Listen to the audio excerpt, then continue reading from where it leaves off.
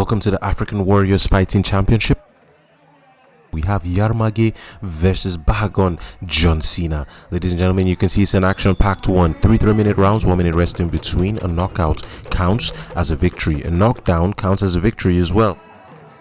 Ladies and gentlemen, no time wasted, straight into round one. This is the African Warriors Fighting Championship, presented to you by Stake.com. We have Yar'Mage in the blue shorts on the left versus Bahagon Johnsina on the right in the brown shorts. And now you see distance management being applied by both men. Bahagon Johnsina applying a small feint to create a reaction from his opponent. All of this is just for data collection. You're trying to collect as much data on your opponent before you break the rhythm and do what? Strike. Striking is done with the spear. The shield is with the ungloved hand, and you see that he broke the rhythm and landed clear on the dome piece of Bahagon Johnsina. And this is an extended exchange, but it looks like Yar'Mage comes out on top. Yar'Mage is smaller and in the blue shorts. You would expect the smaller man to be on the receiving end, but then that's what comes with experience and with the unpredictability of the sport of Dambe.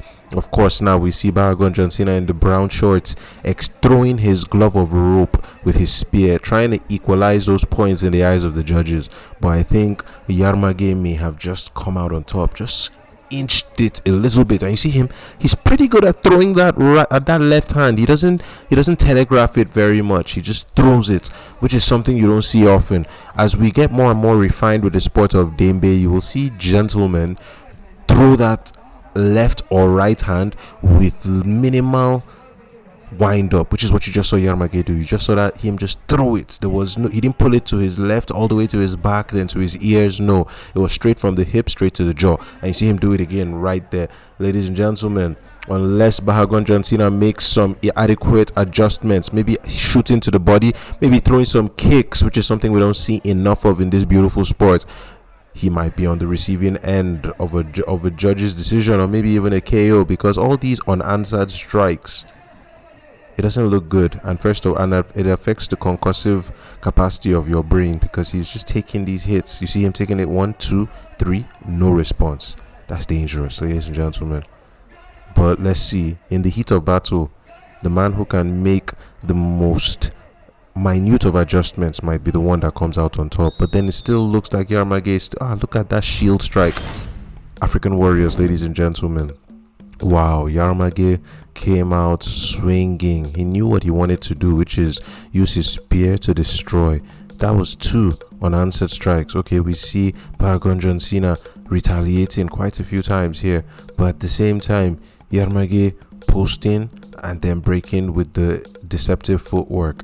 I like the variation of the striking. He isn't just throwing over the shoulder, he throws underneath the shoulder as well, which is classical boxing employed, but then all boxing is combat and all combat is universal, and Dambe is part of that cycle. So this is what we expect to see. Variation of strikes, body, head. African Warriors Fighting Championship presented to you by Stake.com. We have Yar'Mage versus Bahagon Johnsina. Both men getting rehydrated between rounds.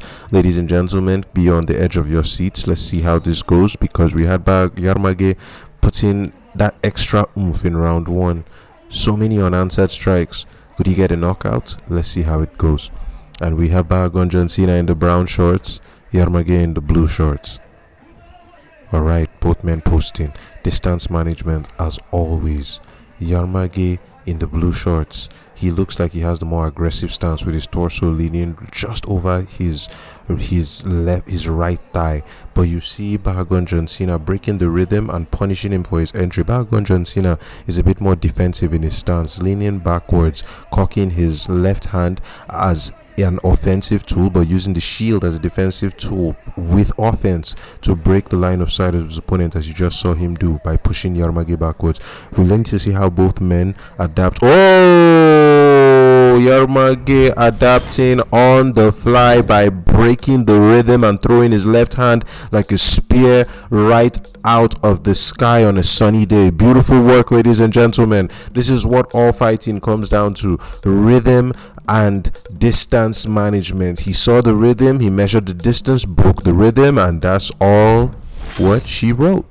Ladies and gentlemen, it's the African Warriors Fighting Championship. We have none other than Yar'Mage in the seat of the victor. His respects to the crowd, and that's our fight of the evening.